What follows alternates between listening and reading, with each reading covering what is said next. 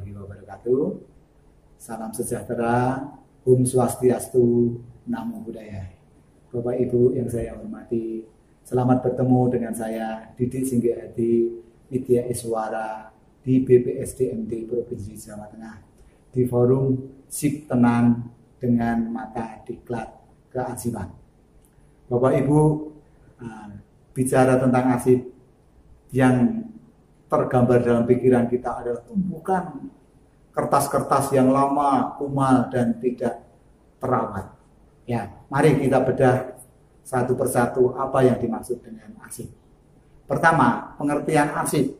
Yang paling gampang arsip itu dapat dikatakan naskah. Kita ingat, naskah proklamasi. Nah, itu kan arsip. Nah, naskah proklamasi bisa kita lihat di Arsip Nasional Republik Indonesia sana. Ya, keasliannya. Yang kedua, arsip bisa juga disebut dengan rekaman informasi. Ya, itu ada di Undang-Undang Nomor 43 Tahun 2009 tentang kearsipan.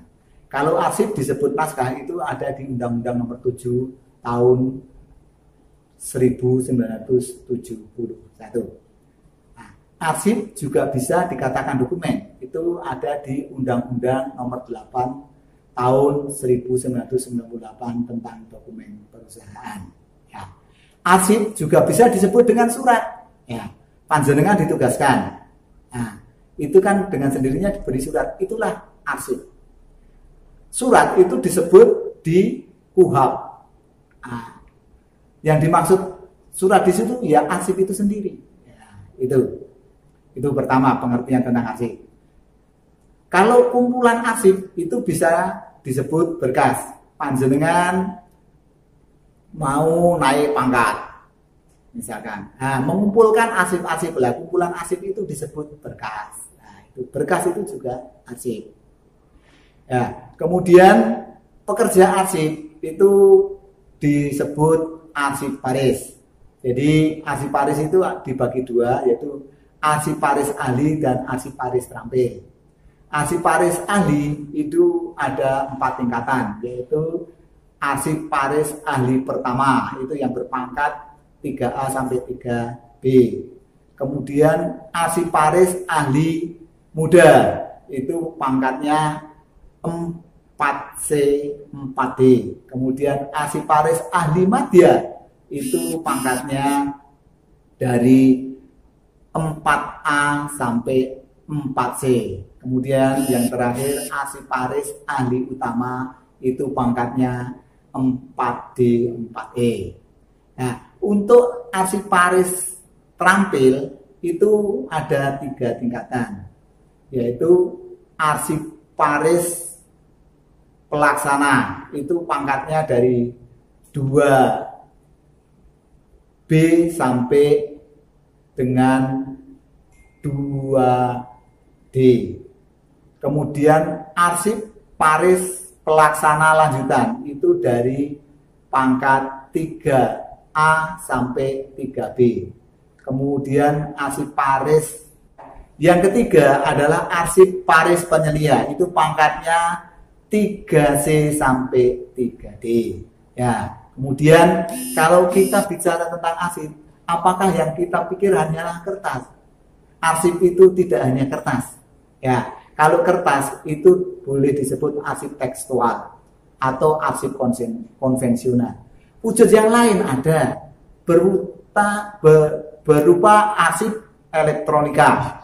Ya, arsip elektronika itu boleh juga disebut dengan media baru. Jadi secara sistematis disebut yang media yang baru namanya arsip media baru, yang lama namanya arsip konvensional. Arsip media baru itu berwujud elektronika, kalau arsip konvensional berwujud kertas.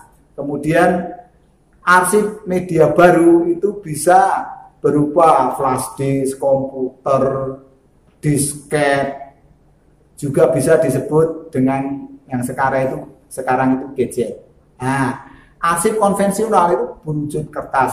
Artinya apa? Ya, arsip konvensional itu arsip yang kertas itu arsip yang disebut juga human readable, artinya bacaan manusia begitu dilihat bisa langsung dibaca. Yang satu mesin readable, jadi untuk bisa dibaca itu harus melalui mesin dulu. Nah, itu arsip-arsip elektronika ya. Kemudian kalau kita melihat arsip itu berwujud elektronika, apakah semua yang hasil elektronika itu disebut arsip? Belum tentu.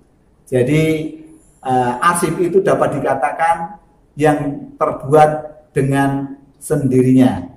Kalau yang tidak dengan sendirinya, yang direncanakan, itu dapat dikatakan film.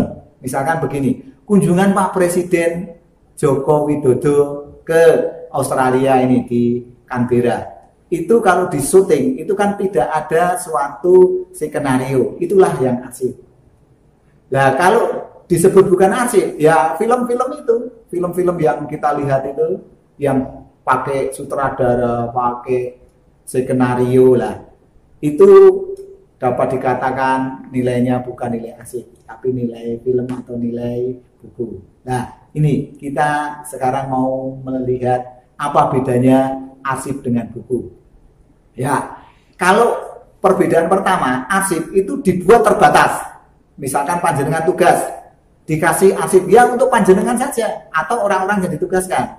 Nah, bedanya buku, kalau buku dibuat, kalau itu laris, marketable, wah bisa ribuan eksemplar tanpa batas. Ya. Kemudian arsip sifatnya rahasia, sedangkan buku tidak rahasia.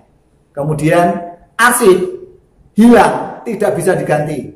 Buku hilang bisa diganti, panjenengan ke toko sudah dapat. Ya. Itu bedanya dengan buku. Jadi buku itu sifatnya tidak rahasia, arsip sifatnya rahasia. Tingkatan rahasia arsip itu pertama, itu sangat rahasia, top secret. Kedua, rahasia, secret. Kemudian konfidensial atau disebut terbatas. Yang terakhir adalah biasa. Kemudian umur dari arsip. Nah, umur dari arsip ini umurnya berapa? Itu ditentukan oleh yang namanya jadwal retensi arsip. Di kantor Bapak Ibu, insya Allah semua sudah mempunyai buku yang namanya jadwal retensi arsip. Ada arsip itu yang setelah ditindaklanjuti itu dapat dikatakan tidak rahasia dan sudah bisa dimusnahkan. Misalkan undangan, panjenengan dapat undangan. Undangan itu begitu panjenengan harus bertugas memenuhi undangan itu sudah selesai dan arsip itu dapat dikatakan sudah bisa musnah. Tetapi ada arsip itu yang dapat dikatakan sampai akhir hayat itu abadi. Misalkan arsip apa? Arsip ijazah panjenengan, akte kelahiran panjenengan. Nah, itu arsip yang dapat dikatakan abadi. Kemudian ada periodisasinya. Misalkan apa? Kayak KTP panjenengan, SIM panjenengan. Itu ada periodisasinya. Setelah 5 tahun dia harus diperpanjang. Tetapi kalau KTP sekarang itu sudah seumur hidup ya. Jadi KTP lama lah, yang arsip yang mempunyai umur sesuai retensinya. Jadi kalau arsip pribadi tadi itu seumur kita, kalau kita sudah meninggal ya KTP atau SIM-nya sudah tidak berlaku. Kemudian yang terakhir adalah siklus kehidupan arsip. Arsip itu yang pertama diciptakan, setelah diciptakan dipergunakan dan dirawat. Yang terakhir itu disusutkan. Nah, penyusutan ini nanti harus berpedoman pada jadwal retensi arsip. Arsip yang abadi itu dapat dikatakan kurang dari 10% jumlahnya dari arsip yang diciptakan pada mulanya.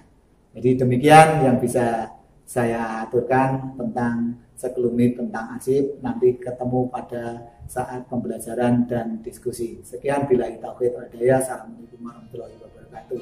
Om Santi Santi.